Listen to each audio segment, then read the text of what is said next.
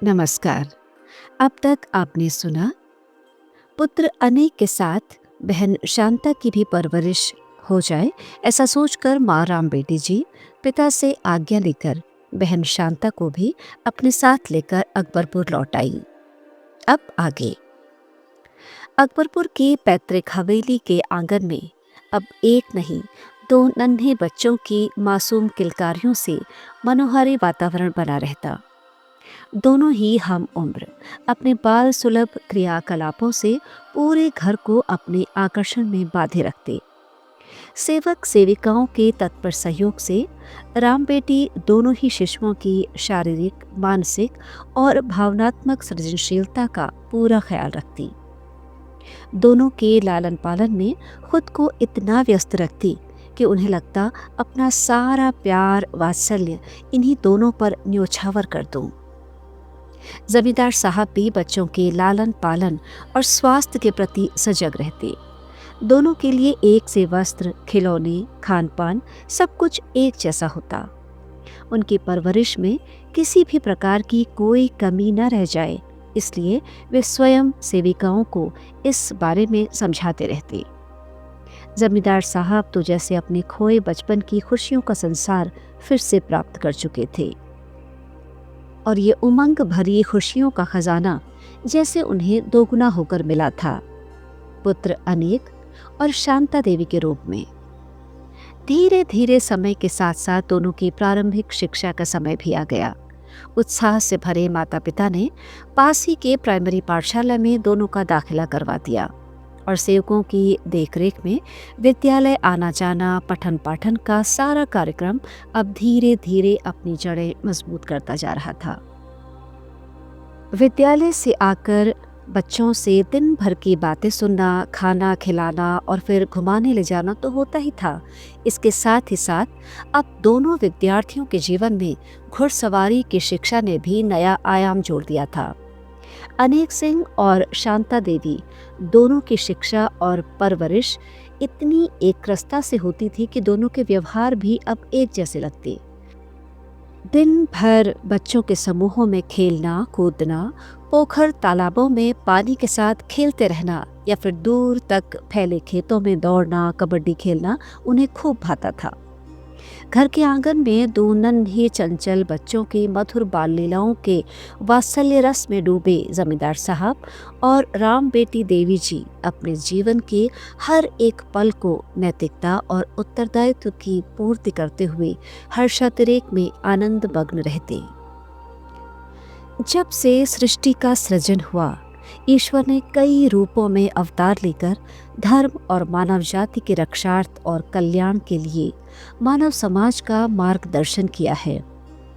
श्री विष्णु भगवान ने भगवान श्री राम और भगवान श्री कृष्ण के रूप में मानवीय गुणों के अनुरूप आचरण किया, तो उनके मानव स्वरूप को देखकर बड़े बड़े ऋषि मुनि भी भ्रमित हो उठते थे।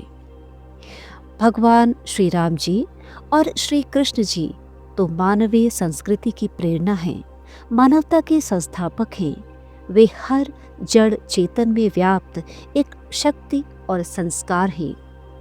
फिर भी मानव स्वरूप में उन्होंने हर एक दुख सुख पीड़ा को उसी प्रकार भोगा जिस प्रकार साधारण मानव ने अपने जीवन में जिया है। वे तो स्वयं भी शक्ति स्वरूप और अगम अगोचर थे, फिर भी समाज को एक मर्यादित और आदर्श जीवन देने के उद्देश्य से उन्होंने समस्त कष्टों और विषम परिस्थितियों का सामना करते हुए आदर्श समाज का निर्माण किया। अवतारी पुरुष पथ भ्रमित और सांसारिक माया मोह में उलझे मानव को अपने आदर्श आचरण के द्वारा चारित्रिक रूप से स्वयं ही कर्तव्यों का बोध इस प्रकार करा देते हैं कि बिना शब्दों में मानव उस परम संस्कारी जीवन से नैतिकता के सच्चे मोती संकलित कर जीवन को दुविधाओं से बचाते हुए अपना आदर्श मार्ग प्रशस्त कर सके। संत देवताओं के निर्देशन के संवाहक हैं। उनके अंतःकरण में ब्रह्म का संयोग बनता है।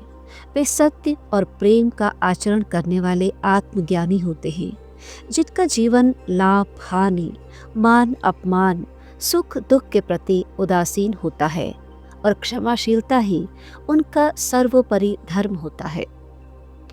परम सिद्ध स्वरूप, समस्त शक्तियों के ओजमय स्वरूप श्री नीम करोरी महाराज जी जब स्वयं मानव रूप में अत्यंत प्रेम पूर्वक, विनम्र और मर्यादित व्यवहार से समाज के विभिन्न वर्गों और विभिन्न परिस्थितियों में सहज रूप से मानवोचित व्यवहार करते हैं, तो उनका विशालतम त्रिकालदर्शी स्वरूप उनके सहृदय सरल व्यवहार से भ्रमित कर देता है। पर वे तो मानवोद्धार के लिए ही इस समाज में मानव रूप में अवतरित हुए। उनके विलक्षण लीला चरित के समक्ष साधारण मानव बुद्धि कहाँ काम कर पाएगी। जैसे प्रभु श्री राम और श्री कृष्ण जी की विभिन्न लीलाओं को भक्त बार बार सुनते और आनंदित होते हैं, ऐसे ही महाराज जी के भ्रमित कर देने वाले अत्यंत सहज और सरल रूप के लीला चरित में भी विभिन्न आयाम हैं जो परम आनंदित करते हैं और भ्रमित भी। पुत्र अनेक सिंह जी और शांता देवी जी की शिक्षा व्यवस्था को अपनी पारखी दृष्टि से आंकलित करते हुए जमींदार साहब उनकी हर छोटी बड़ी ज़रूरतों को ध्यान में रख रहे हैं। घुड़सवारी में अपना आत्मविश्वास बढ़ाते हुए दोनों ही बच्चों का आकर्षण अब बंदूक चलाने की विद्या सीखने को आतुर हो रहा है। स्वभाव से ही निर्भीक और उत्साही पिता ने दोनों बच्चों को बंदूक चलाने की शिक्षा के लिए व्यापक इंतजाम कर दिए। उत्साही बच्चे बढ़ चढ़कर घुड़सवारी और बंदूक चलाने में अपनी महारत हासिल करने में जुटे हैं। राम बेटी जी तो परम उत्साह और वात्सल्य से भरी अपनी पूरी सृजनात्मक ऊर्जा बच्चों के सर्वांगीण विकास में न्योछावर करने में व्यस्त हैं। जमींदार साहब प्रातः और संध्याकालीन दैनिक आराधना और साधना क्रम के बाद डाक बंगलिया में सरकारी कामकाज को देखते हुए कभी जमीन जायदाद के कार्यों से, कभी कभार बग्घे, पैदल या घुड़सवारी कर बाहर चले जाते हैं।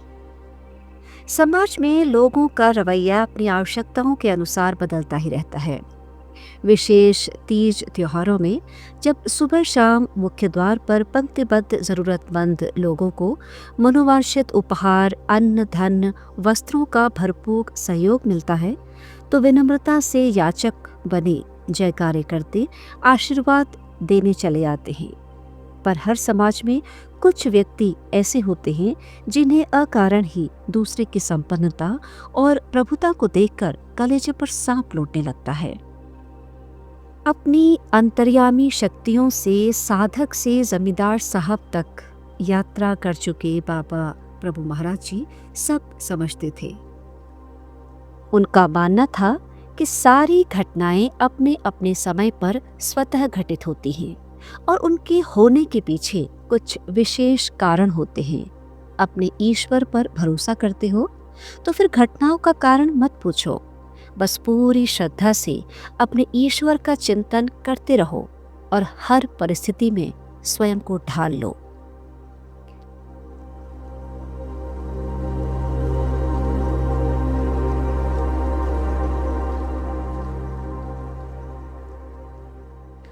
महाप्रभु महाराज जी, श्री नीम करोरी बाबा पावन कथामृत। आज का प्रसंग यहीं तक।